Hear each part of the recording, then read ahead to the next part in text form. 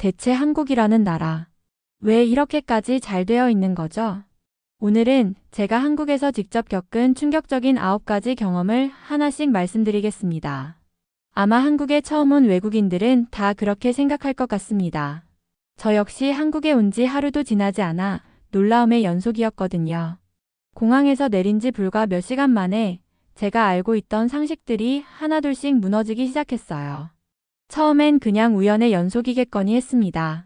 하지만 며칠이 지나면서 깨달았어요. 이건 우연이 아니라 이 나라만의 특별한 시스템이라는 걸 말이죠. 어쩌면 여러분에게는 너무나 당연한 일상일 수도 있어요. 하지만 외국인인 제 눈에는 모든 것이 경이로움 그 자체였습니다. 그럼 첫 번째 이야기부터 시작해 볼까요? 영상을 시청하신 후 마음에 드신다면 좋아요와 구독으로 응원해주세요. 여러분의 관심이 저에겐 큰 힘이 됩니다. 그럼 바로 시작하겠습니다. 처음 한국에 도착한 날, 저는 단 하루 만에 이 나라가 평범하지 않다는 걸 깨달았습니다. 비행기에서 내린 지 3시간도 안 돼 벌어진 일들이 아직도 생생해요. 인천공항에서 첫 번째 충격을 받았죠. 화장실이 믿을 수 없을 만큼 깨끗했거든요. 변기는 물론이고 바닥까지 반짝반짝했습니다. 심지어 화장지도 충분하고 손 건조기까지 완벽하게 작동하더군요. 제가 살던 곳에서는 공항 화장실이라고 해도 이 정도는 아니었는데 말이에요. 공항에서 지하철을 타려고 했을 때 두 번째 충격이 왔습니다. 노선도가 한눈에 들어올 만큼 정돈되어 있었어요. 한글, 영어, 일본어, 중국어까지 다국어 안내가 함께 제공되고 있었죠.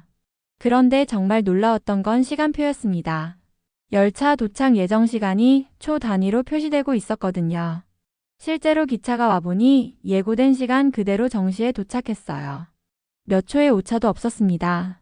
사람들은 줄을 지어 조용히 탑승했고 안내 방송은 정확하고 또렷했죠. 지하철 안에는 와이파이와 충전 포트까지 있더라고요. 세 번째 충격은 사람들의 모습이었어요. 누군가는 노트북을 테이블에 두고 자리를 비우더군요. 처음엔 깜짝 놀랐습니다. 이거 분실 아니야? 그런데 다들 너무 자연스러웠어요. 마치 당연한 일인 것처럼 말이죠. 배가 고파서 들어간 식당에서 네 번째 충격이 왔습니다. 주문한 음식이 불과 5분 만에 나왔거든요. 그것도 갓 만든 따뜻한 상태로 말이에요. 서빙 직원은 버튼 하나로 소환이 가능했죠. 테이블마다 호출 버튼이 있어서 필요할 때마다 눌러서 부를 수 있더라고요.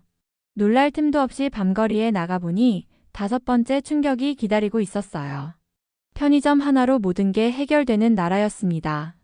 ATM도 있고 택배도 되고 도시락은 맛집 수준이더군요. 없는 게 뭐지? 싶을 만큼 다양한 물건들이 많았어요. 새벽 시간에도 문을 열고 있어서 언제든 필요한 걸 구할 수 있었습니다. 6번째 충격은 호텔 직원의 친절함이었어요. 체크인할 때 주변 맛집과 관광지를 자세히 안내해 주더라고요. 심지어 지도에 표시까지 해가며 설명해 줬습니다. 언어가 완전히 통하지 않는데도 번역기를 써가며 도와주려고 했어요. 7번째 충격은 도시의 규모였습니다.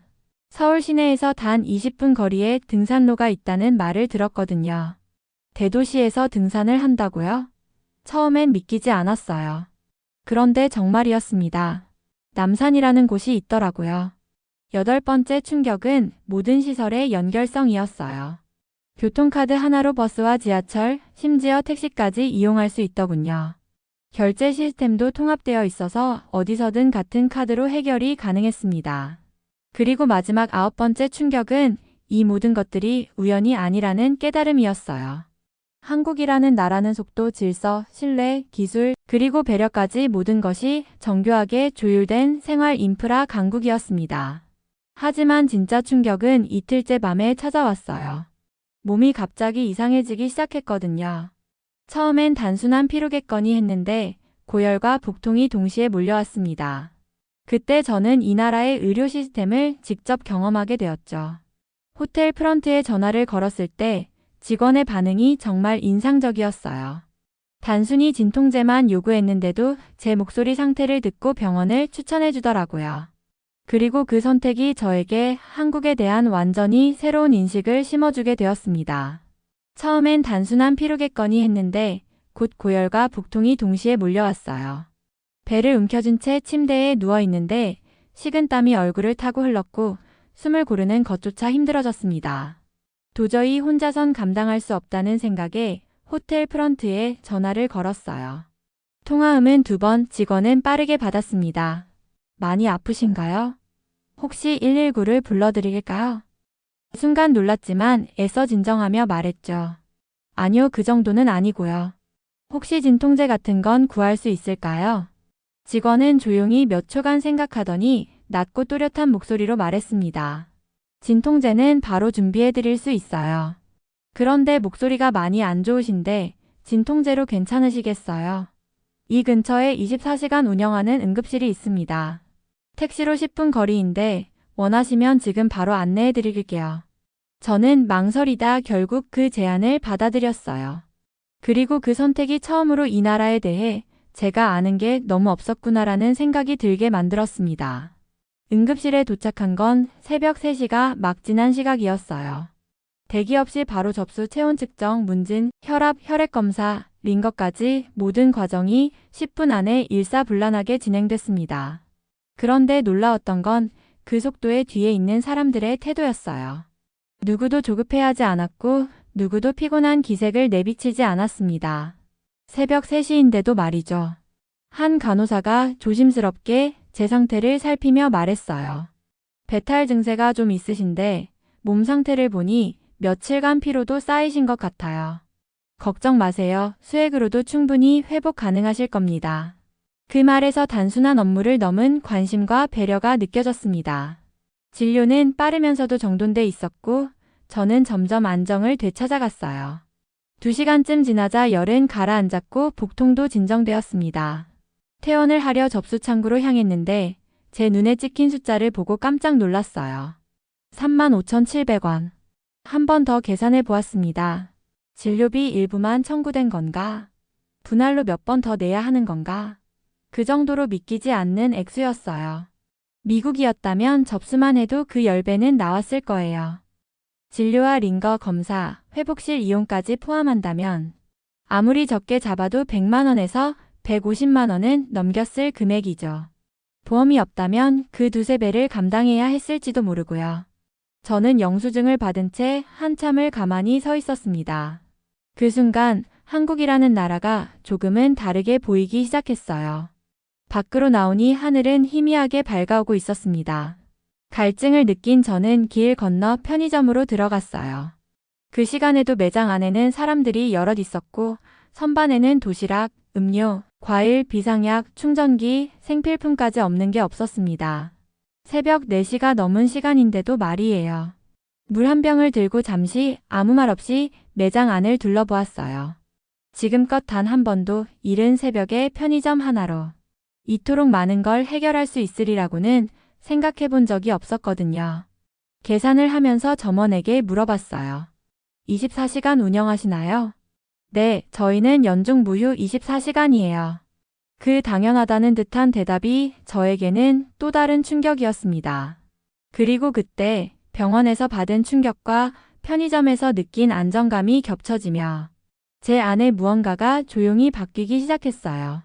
이 나라는 사람들의 생활을 정말 세심하게 배려하고 있구나라는 생각이 들었습니다. 다음 날 아침 조금 늦게 일어난 저는 밖으로 나가 한국이라는 도시를 직접 걷고 싶었습니다. 몸은 아직 완전히 회복된 상태는 아니었지만 이 도시에 대해 어젯밤과는 전혀 다른 감정을 느끼고 있었거든요. 지하철을 타기 위해 역 안으로 들어섰을 때 저는 다시 한번 멈춰 섰어요. 노선도는 한눈에 들어올 만큼 정돈돼 있었고 한글, 영어, 일본어, 중국어까지 다국어 안내가 함께 제공되고 있었습니다.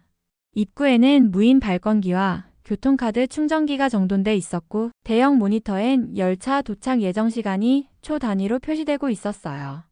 플랫폼으로 내려가자 기차는 예고된 시간 그대로 정시에 도착했습니다. 몇 초의 오차도 없었고 사람들은 줄을 지어 조용히 탑승했고 안내 방송은 정확하고 또렷했어요. 객차 안에는 와이파이와 충전 포트까지 있었습니다. 누군가는 책을 읽고 있었고 누군가는 이어폰을 낀 채 화면을 바라보고 있었어요. 조용하고 질서 있는 움직임 속에서 저는 이 도시에 살아있는 질서가 있다는 걸 느꼈습니다. 빠르게 움직이는데도 전혀 복잡하지 않았어요. 정류장마다 화장실이 있었고 작은 편의점과 자동 발권기, 무인책 대여소까지 갖춰져 있었습니다. 환승 구간도 단순하고 직관적이었어요. 색깔별로 노선이 구분되어 있어서 헷갈릴 일이 없었죠. 몇 번의 환승을 거쳐 도시 여러 곳을 이동하면서 저는 놀라운 사실 하나를 깨달았어요. 이동하는 동안 단 한 번도 길을 잃지 않았다는 거였습니다.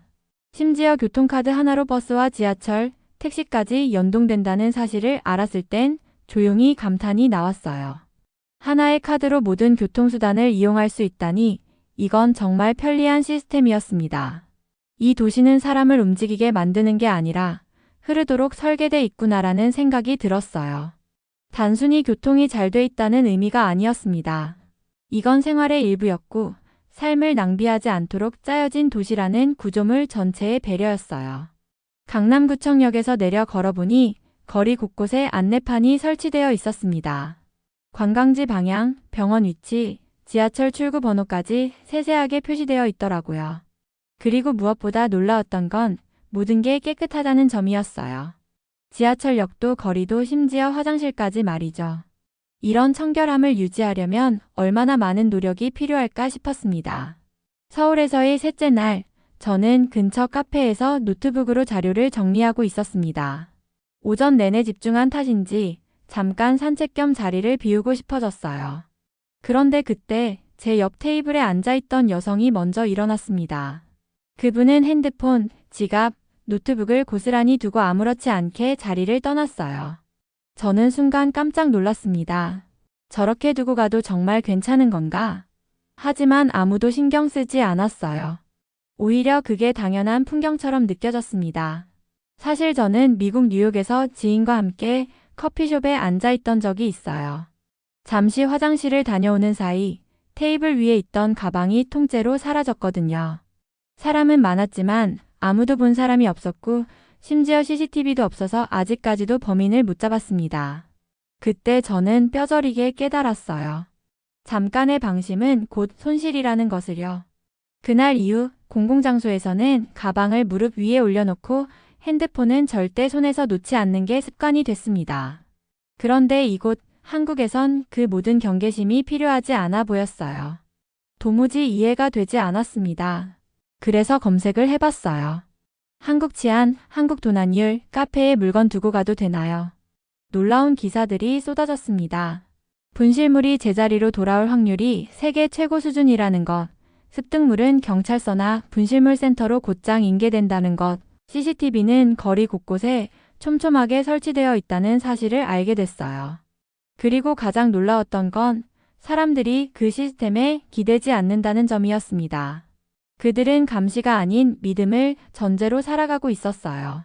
그날 이후 저는 지하철, 카페, 도서관, 공공장소 곳곳에서 비슷한 장면을 반복해서 보게 됐습니다. 휴대폰을 두고 자리를 비우고 가방을 두고 줄을 서고 심지어 노트북을 두고 계산을 하러 가는 사람들을 봤어요. 이 나라는 사람이 사람을 의심하지 않는 곳이었습니다. 물론 세상에 완벽한 나라는 없다는 걸 압니다. 하지만 이 정도의 기본적인 신뢰가 사회에 깔려 있다는 사실이 저에겐 너무 낯설고 그래서 더 인상 깊었어요. 저는 그날 처음으로 공공질서라는 단어가 따뜻하게 느껴졌습니다. 한국에 와서 며칠간 돌아다니며 가장 자주 듣고 가장 자주 놀랐던 단어가 있었어요. 식사하셨어요? 어디를 가든 누구를 만나든 대화의 시작엔 음식이 있었습니다. 그래서 저도 본격적으로 먹어보기로 했어요. 처음엔 김치였습니다. 맵고 시큼하다는 인상만 있었는데 한두 번 접하자 식사에서 빠지면 허전한 무언가로 바뀌었어요. 그 다음은 삼겹살이었습니다. 고기를 구우며 둘러앉아 쌈을 싸고 소주를 따르고 고기가 익을 때까지 잠시 멈춰있는 시간. 그 모든 것이 단순한 식사가 아니었어요. 사람을 연결하는 문화라는 말이 실감났습니다. 심지어 길거리 음식도 놀라웠어요. 노점에서 파는 떡볶이 하나조차 이 가격에 이런 맛이 가능해? 라는 감탄이 나올 정도였고 편의점 도시락도 제가 알던 대충 때우는 음식이 아니었습니다. 한국 사람들과 함께 식사를 할 때마다 느꼈던 게 있어요. 나이가 많은 분이 계시면 그분이 먼저 수저를 드시기를 기다리고 술을 따를 때는 두 손으로 따르고 받을 때도 두 손으로 받더라고요. 처음엔 복잡하다고 생각했는데 며칠 지나니 그게 서로에 대한 배려라는 걸 깨달았습니다. 음식을 나눠 먹는 것부터 시작해서 서로를 챙기는 모든 행동들이 자연스럽게 이어지더라고요. 어느 날 혼자 식당에 갔을 때 사장님이 반찬을 더 가져다 주시면서 말씀하셨어요. 많이 드세요. 여행 와서 고생 많으시죠? 그 한마디에서 단순한 장사가 아닌 진짜 마음이 느껴졌습니다. 이 나라는 음식을 정성의 언어로 쓰는 듯 했어요. 한국어를 배운 적은 없었지만 며칠 지내며 점점 자주 듣게 되는 단어들이 생겼어요. 그중 하나가 세요 그리고 씁니다 였습니다. 처음엔 누군가에겐 반말, 누군가에겐 존댓말, 어디서부터가 예의고 어디까지가 친근함인지 헷갈렸어요.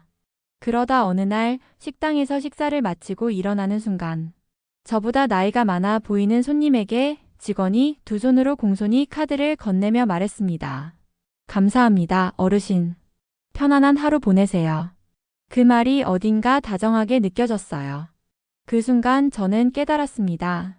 한국의 예절은 규칙이 아니라 배려의 방식이라는 걸요.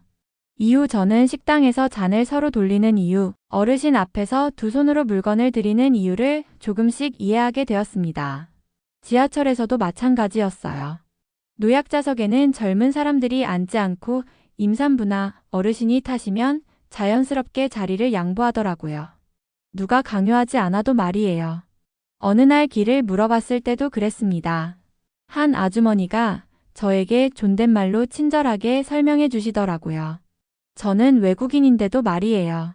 그리고 그 문화 속에서 서로를 존중하는 법을 배운 기분이 들었습니다. 복잡해 보이지만 사실은 따뜻한 마음이 담긴 방식이었어요. 한국에 도착한 건 초봄이었습니다. 공원마다 벚꽃이 만개해 있었고 그 아래에선 사람들이 도시락을 나눠 먹고 있었어요. 그 풍경 자체가 하나의 영화 같았습니다. 며칠 후엔 남산에 올라가 봤어요. 아직 완전히 피지 않은 꽃들과 희미하게 불어오는 바람, 햇살 아래 반짝이던 잎사귀 하나까지 계절이 느껴지는 것이 아니라 몸에 와닿았습니다. 가이드를 해주던 친구가 이렇게 말했어요.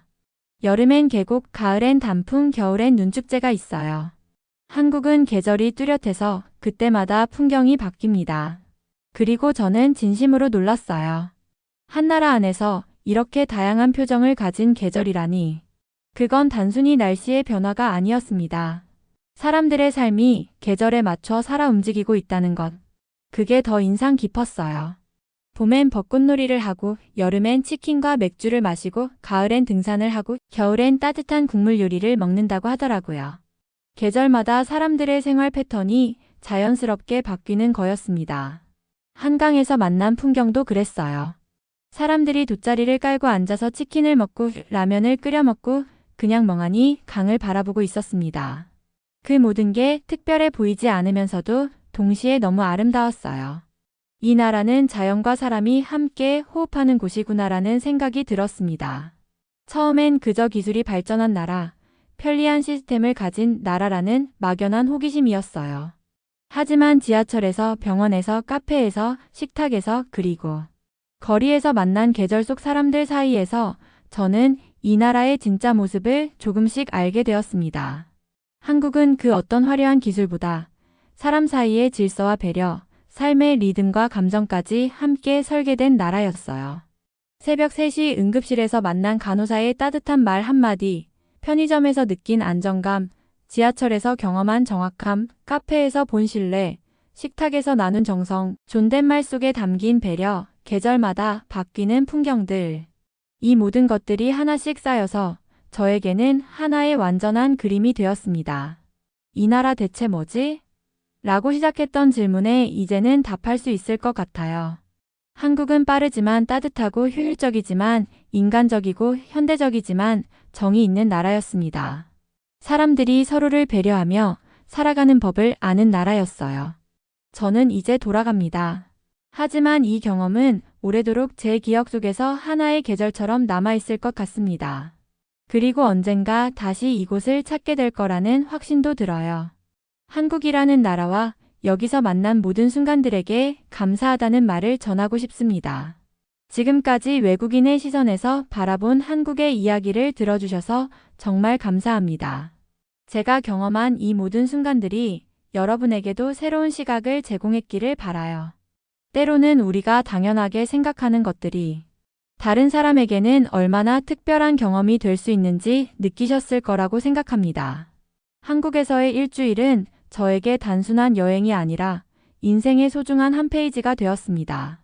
이 이야기를 통해 여러분도 우리가 살고 있는 이 나라의 소중함을 다시 한번 느끼셨기를 바랍니다. 앞으로도 더 많은 외국인들이 한국에서 따뜻한 경험을 할 수 있기를, 그리고 우리 모두가 서로에게 조금 더 친절한 사람이 될 수 있기를 바라며 이야기를 마치겠습니다. 들어주셔서 진심으로 감사드립니다.